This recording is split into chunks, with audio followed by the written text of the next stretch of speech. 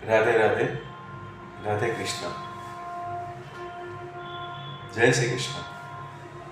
कुमार ज्ञान में आपका स्वागत है। आज हम कृष्ण नीति को समझने का प्रयत्न करेंगे सांसारिक रूप से। जब आपका एक सवाल आया मेरे पास कि कई लोग राधे कृष्ण बोलते हैं, कई लोग राधे राधे बोलते हैं, कोई जय श्री कृष्ण बोलता है, और एक सवाल ये भी था कि क्या राधे राधे कृष्णा और राधे एक ही है, और या तो राधा और कृष्णा जी एक ही है। और इस बात को ध्यान में रखते हुए हमने प्रयत्न कर रहा हूँ कि ये जो टॉपिक है उसको सांसारिक रूप से देखा जाए। हम और आप सब सांसारिक और सांसारिक कर्म से जुड़े हुए हैं। तो आपका ये जो सवाल है उसको समझने से पहले हमें एक बात को अलग तरीके से समझना पड़ेगा, यानी कि जब भी मैं तो यहाँ तक बोलता हूँ कि जब भी आध्यात्मिक लेवल की बात आती है उसी समय पे आपको एक बात को सदैव याद रखना है कि आप सांसारिक हो, हम सांसारिक हैं। ये बात को आप पकड़ के चलिए, और उसके बाद कोई भी तरह का आप आध्यात्मिक लेवल का ज्ञान प्राप्त करते हो तो आपको एकदम से समझ आ जाएगा कि उसको किस तरीके से हमें इम्प्लीमेंट करना चाहिए। से फॉर एग्जांपल आपका सवाल है कि राधे राधे यानी कि राधे और कृष्णा एक है,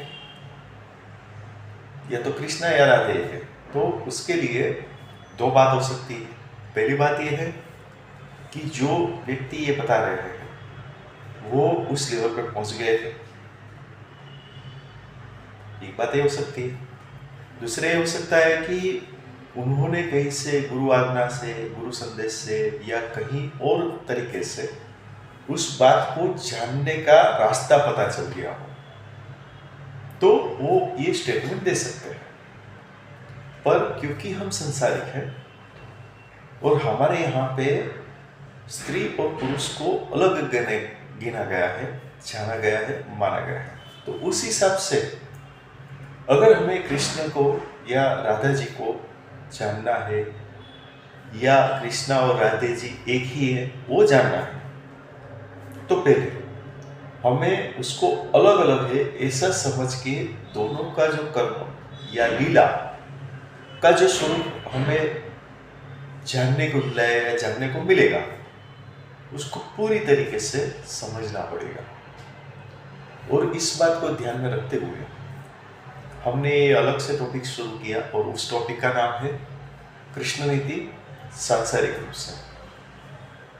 उसके अंदर हम प्रयत्न करेंगे अलग अलग तरीके से कृष्ण जी ने और राधा जी ने जो लीलाएं रची है पृथ्वी पे आके, उसको ज्यादा से ज्यादा समझने का प्रयत्न। वो इसीलिए मैं बता रहा हूं कि आपको यहाँ पे और एक स्टैंड पकड़ सकते हो कि अगर वो एक है तो पृथ्वी पे आके उसने ये सब लीलाएं क्यों की, यानी कि अलग अलग स्वरूप में। उसके बाद हम जाएंगे कि वो एक किस तरह से। हमें इस बात को ऐसे पकड़ के चलना है कि उन्होंने एक तत्व होते हुए भी उन्होंने अलग अलग स्वरूप धारण किया, यानी कि राधा जी का और कृष्ण जी का, और सारी प्रकार की लीलाएं की, यानी कि सांसारिक रूप से क्रियाएं की। क्योंकि उसको बहुत ही बड़ी बात ही पता है, क्योंकि ये सब संसार उससे ही तो उत्पन्न हुआ है। तो उसने ये देखा कि संसारिक क्रिया करनी है तो संसार के अंदर एक संसार के नियमों को, क्योंकि हालांकि उन्होंने ही नियम बनाए हैं, तो वो नियमों को ध्यान में रखते हुए स्त्री और पुरुष का आकार, स्वरूप, आप कुछ भी बोल सकते हो, वो लेके सब क्रिया की गई है। तो सबसे पहले हमें उसकी जो लीलाएं है वो समझने का प्रयत्न करना चाहिए। उस लेवल पे तो पहले पहुंचे, क्योंकि हम संसारिक हैं। ये बात आप एकदम से याद रखिए और उसके ऊपर ही ध्यान दीजिए, उस मान्यता पे ही आप टिके रहिए। तो आप धीरे धीरे देखोगे कि जैसे जैसे आपका प्रमोशन होता है, अनुभूति होती है, उस हिसाब से हम बातें करेंगे, वार्तालाप करेंगे, आप कमेंट भी करते रहिए। ठीक है, क्योंकि हमें देखिए होता क्या है, आध्यात्मिक लेवल की बात और वास्तविकता जो है उन दोनों के बीच में आपने खुद ने अनुभव किया है कि दोनों के बीच में कहीं ना कहीं अगर हमें क्लियरिटी ना हो तो कंफ्यूजन होने की चांसेस बहुत बढ़ जाते हैं। ठीक है, तो कंफ्यूजन ना हो इसके लिए मेरी ओर से भी आपको एक प्रयत्न किया जाएगा। फिर भी अगर कुछ है तो आप हमें कमेंट शेयर सब कर सकते हैं, उसके द्वारा हम भी कोशिश करेंगे कि जितना हो सके उतना उसको ज़्यादा से ज़्यादा क्लैरिफिकेशन किया जाए। पर फिर भी मैं आपको एक ही बात बताना चाहता हूँ और वो ये है कि ये बात आपको कभी नहीं भूलनी है कि हम संसारिक है। अगर हम संसारिक है इस आईने से अगर सब कुछ देखते हैं तो ज़्यादातर बातें क्लियर हो जाती है। जैसे मैंने आगे बताया कि प्रभु जी ने आके ये सब लीलाएं की, कहाँ पे? पृथ्वी पे आके, यानी कि संसार में आके।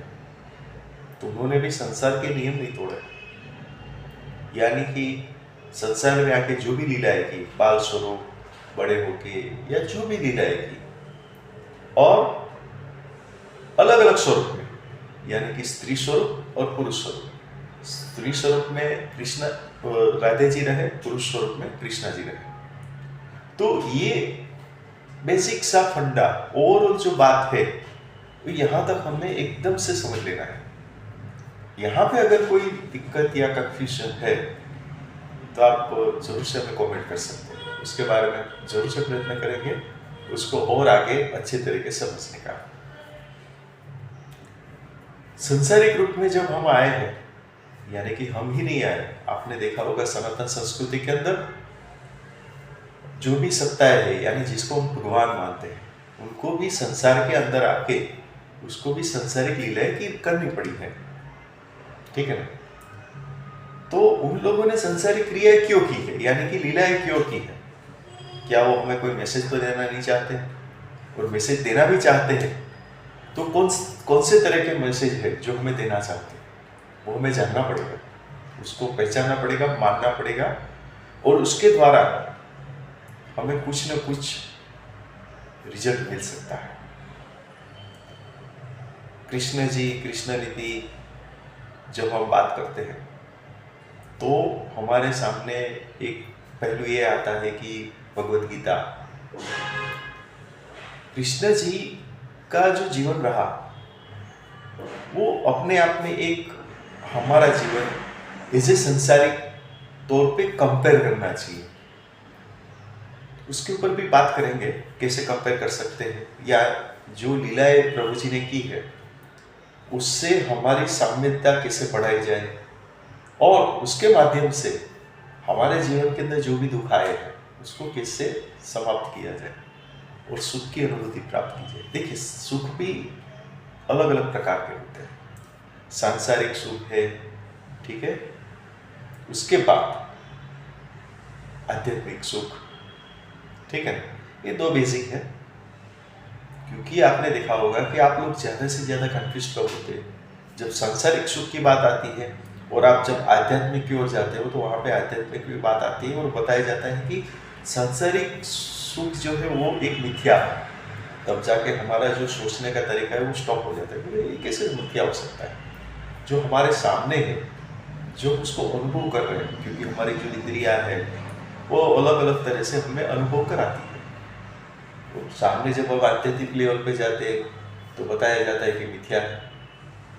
तो मिथ्या किस तरह से है, उसको किस तरह से हमें इम्प्लीमेंट करना है, वो सब बातें हम अलग अलग टॉपिक पे आराम से समझेंगे ताकि कंफ्यूजन ना हो। हमारा यानी कि कुमार ज्ञान का एक ही मोटिव रहा है कि आध्यात्मिक बात को और सांसारिक बात को कैसे साम्यता लाई जाए। हालांकि साम्यता है, हम कोई अलग से नहीं बता रहे, साम्यता है ही, पर किस एंगल से साम्यता कर सकते हैं हम अपने व्यक्तिगत रूप में, वो बहुत इंपॉर्टेंट बात होती है। कई बार क्या होता है, हर एक व्यक्ति का अपना अपना तरीका है सोचने का, समझने का, अनुभव करने का, उसमें ओवरऑल साम्यता कैसे लाई जाए वो बात बताने का हम प्रयत्न करेंगे।